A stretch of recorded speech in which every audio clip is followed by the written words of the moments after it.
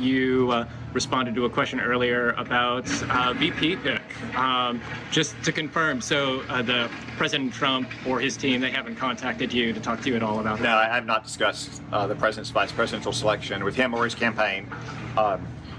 There may be a short list. I suspect only President Trump knows the short list. And he's got a lot of great choices in our party for that position and other positions in his future administration. And I'm sure he's going to make a good choice for all of them.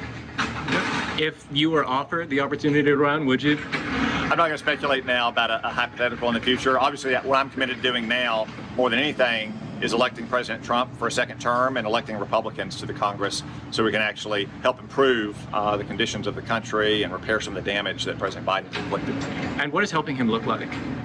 I'll campaign for him, and I'll go out. I'll be at the convention I expect this summer, and then on the campaign trail this fall.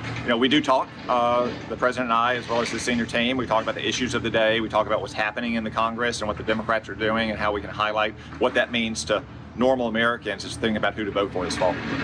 Can you say a little bit about what you're doing up in North Arkansas after this, right? So I have a little bit more time today in Central Arkansas, and then I'll be visiting some of the sites in Northwest Arkansas that have been damaged by these tornadoes, making sure that the local officials have everything they need, have all the resources to start the recovery, and also just establishing the lines of communication they'll need in the months ahead, as we've done in the past, like we did in Little Rock last year with the local officials, or in Wynn when the tornadoes hit about a year ago. So you gonna run for re-election next chance you get?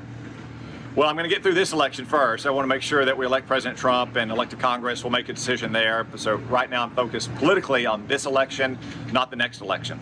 Okay. Crypto mines, lots of legislation this past fiscal session to kind of undo some of the legislation from the one before it. Do you have any thoughts on crypto mining in Arkansas? No, I trust the governor and legislature to make those decisions about what's best, both for the rights of property owners here in the state and also for economic development. And I know that legislation they passed had some critics, and they worked out a compromise. I trust them to make those decisions for what's best for the state in Little Rock, just like I hope they trust me to exercise best judgment on issues in Washington for the state. I mean, just the obligatory, you are a U.S. Senator.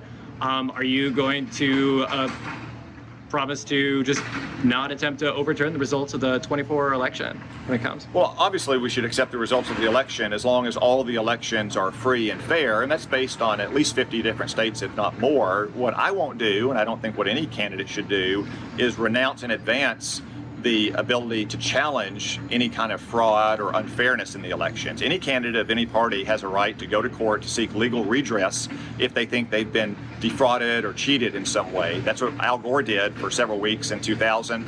That's what candidates in both parties for races up and down the ballot done in the past. So anyone should accept the results of an election that's conducted fairly, but anyone has the right to challenge an election that they think has been conducted unfairly.